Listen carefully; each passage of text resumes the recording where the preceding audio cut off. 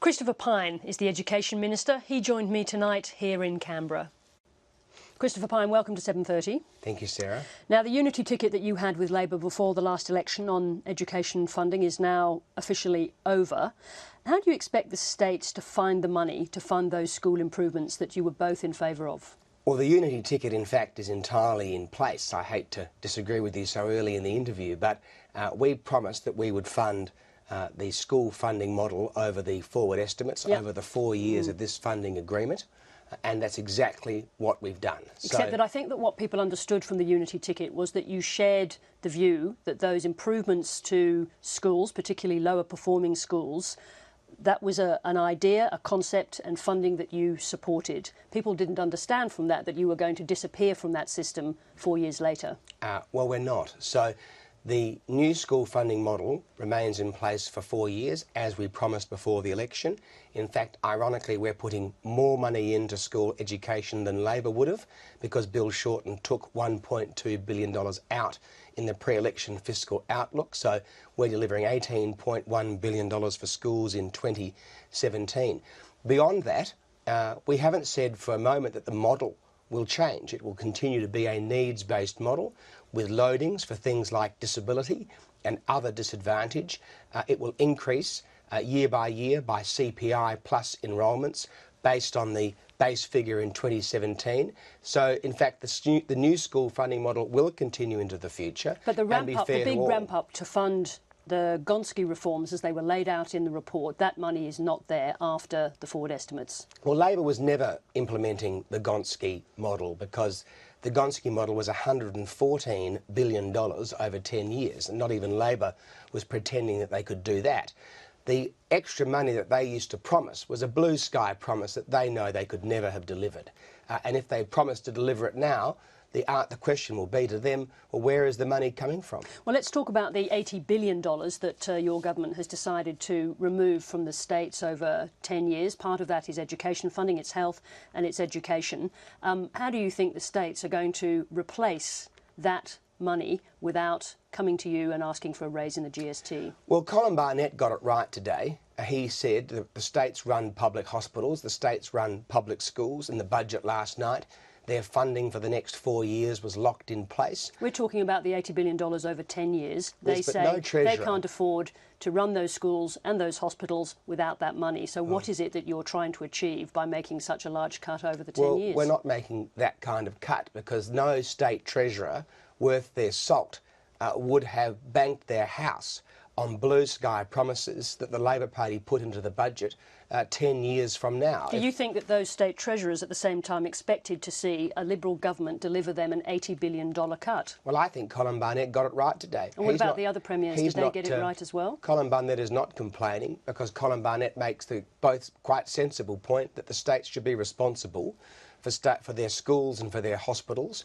and they have a 4-year funding agreement which is locked in place in the budget last night. It shows an increase in spending in my portfolio, a very substantial one at that, delivers more than Labor would have delivered, and I don't think the public out there believe that Labor's blue sky promises from the past. Okay, we've heard about the blue sky promises. We have rules about repeating lines. That's just not on. So let's just stay with the GST. We should have rules about repeating the same questions. Well, then. This isn't the same question. You've just mentioned the Premier of WA, but we've heard from the Premiers of Victoria, of New South Wales and Queensland who say they cannot afford to run their schools without that money, and they weren't expecting anything like that $80 billion cut that you delivered them.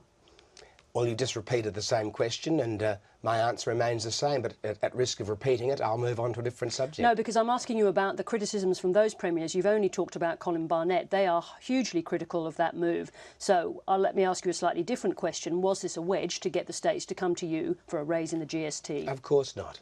We want to treat the states like adult sovereign governments, and I think they should want to be treated that way. Now, they run their own schools, they run their own hospitals.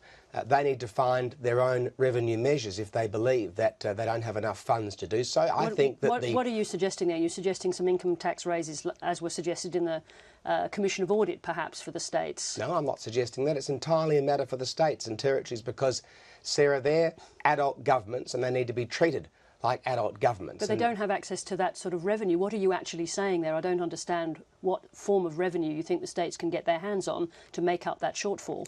Well, I'm not a believer in infantilising the states, and I think Colin Barnett takes the right attitude in Western Australia about the responsibilities that he has as a Premier. Nonetheless, you haven't provided an answer on the revenue. You're saying they need to be adult and not like children, but they still need money to pay for those things. Where is that money coming from? Well, that's a matter for the state treasurers. I'm sorry, but we are going to stay with this, because what you're doing is you're saying that the states and the territories should be adult. They should find some money, but as you well know, there is no money. There is no alternative stream of revenue. So what is it exactly that you're talking about? Well, Sarah, I'm not going to let you try and put words in my mouth or try and fluster me on television, which is obviously what you're trying to do, because that's your interviewing style. No, far from it. I'm simply asking for a proper answer to the question. And I've given you say revenue. What is that form of revenue that the states can get access to? And territories have many sources of revenue that they can decide to either increase, to decrease, to create new sources if that's what they decide, or they can cut their cloth to suit their circumstances. What sort of sources? I'm just asking you to be specific. Give me an example. I'll leave that up to the states and territory treasurers to determine their best taxing methods. I'm not a state and territory treasurer. I'm the Federal Minister for Education, and I thought you wanted me to come on the show and talk about higher education reform, but clearly I was wrong about that. Now, we spent so long on this because this was a measure of your treasurer, your government in last night's budget, but we did want to talk about reform in the universities. I think you've run out of time. No, I think we've got enough time just to talk about the fact that we are now talking about universities being freed up to charge their own fees. How high could those fees go? Well, that'll be a matter for the universities to determine, and obviously the market will ensure that those prices reflect what students are prepared to pay. Now, the great thing about our reforms in higher education is that it massively expands the number of students that will be able to access higher education. So we're bringing the demand-driven system to diplomas and associate degrees, giving 80,000 more students an opportunity to go to university in these pathways programs.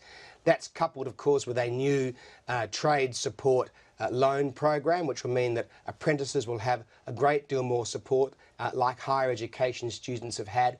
So we're expanding the opportunities to low socioeconomic status students and students with potentially low ATAR scores to get a university education.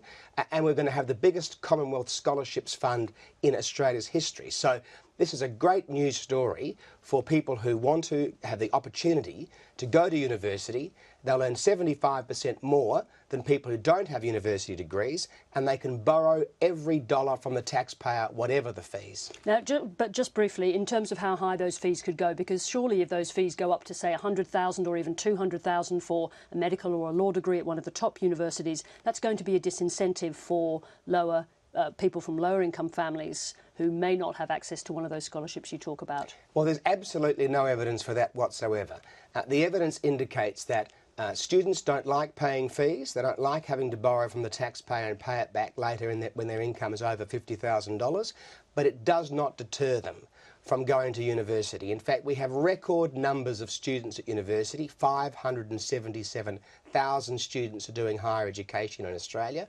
So this system's been in place for many years. It has had no impact on students going to university because they know they can borrow every dollar, and they start paying back, Sarah, at 2% of their income when they earn over $50,000 a year. Christopher Pyne, that's all we've got time for, and I hope you're not flustered, but thank you very much for coming in. I don't feel flustered. It's a pleasure to be with you. Thank you.